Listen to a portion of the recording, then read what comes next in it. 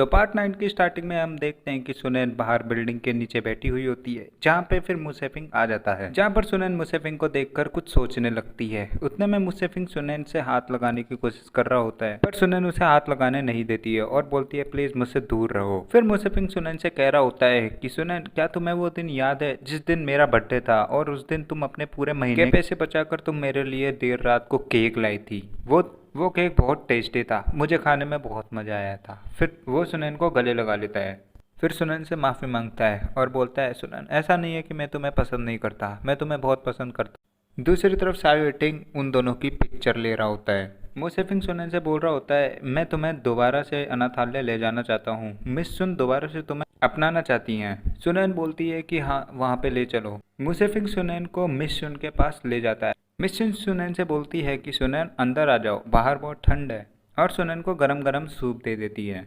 सुनैन की ऐसी हालत देखकर मिस सुन रोने लगती है और बोलती है मुझे नहीं पता था कि निंग फैमिली तुम्हारे साथ ऐसा बिहेव करेगी, वरना मैं तुम्हें वहाँ पर कभी नहीं भेजती। फिर सुनैन मिस सुन से बोलती है कि मिस सुन आप चिंता मत कीजिए, मैं निंग फैमिली से अपना बदला लेकर रहूंगी। नेक्स्ट सीन में हमें दिखाया जाता है कि सुनैन सो रही होती है, जिसमें वो सोते सोते सपना देख रही होती है, जिसमें दिखाया जाता है वो अपने बचपन में पहुंच गई है और मुसेफिंग उससे बोल रहा है कि निंग फैमिली में अडॉप्ट हो जाओ, जिससे क्या है हम साथ में रहेंगे। फिर इसी के बाद हम देखते हैं कि निंगताओ डॉक्टर से बोल रहा होता है कि ये मेरी अडॉप्टेड डॉटर है और अगर हॉस्पिटल में ब्लड ना हो तो तुम सुनैन से भी ले सकती हो। फिर याओ सुनैन से बोल रही होती है, तुम क्या कर रही हो, मेरे फादर ने तुम्हें इसलिए अडॉप्ट किया है कि तुम मेरे लिए ब्लड बैंक हो, और अगर तुम्हें कुछ भी चाहिए तो मेरे सामने झुकना पड़ेगा। तुम्हारी हिम्मत कैसे हुई मुझसे जवान लड़ा। याओ उसकी ग्रैंड मदर की राख नीचे फेंक रही होती दिखाई जाती है। सुनैन एकदम से नींद से उठ जाती है। दूसरी तरफ हमें दिखाया जाता है कि सैनजी की सेक्रेटरी सैनजी से बोल रही होती है, आपको कुमिंगसन ने दोबारा से सेलेक्ट कर लिया है, आपको नहीं पता कि सुनैन कितनी पागल है। सैनजी अपने आप को शीशे में देख के खुश होती है और सुनैन के खिलाफ बोलने लगती है कि सुनैन को अपने आप को जरा आईने में खुद को देखना चाहिए। सेक्रेटरी कहती है कि मिस सैनजी, आप ही दुनिया की सबसे खूबसूरत लड़की हैं।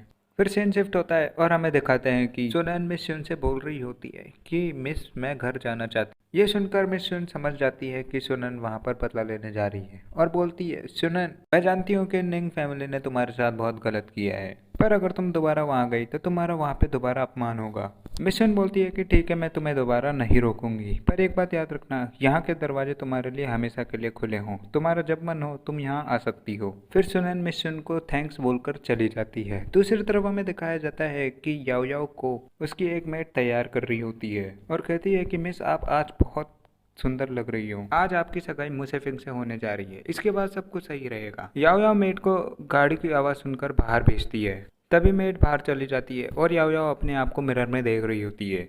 उतने में वहाँ पे सुनैन की एंट्री होती है। याओ याओ पीछे मुड़ के देखती है तो सुनैन को देखकर वो बोलने लगती है, तुम इतनी बेशरम हो कि तुम दोबारा यहाँ पे आ गई, आज मुसेफिंग के साथ मेरी सगाई होने वाली है और तुम मेरे और मुसेफिंग के बीच में मत आना।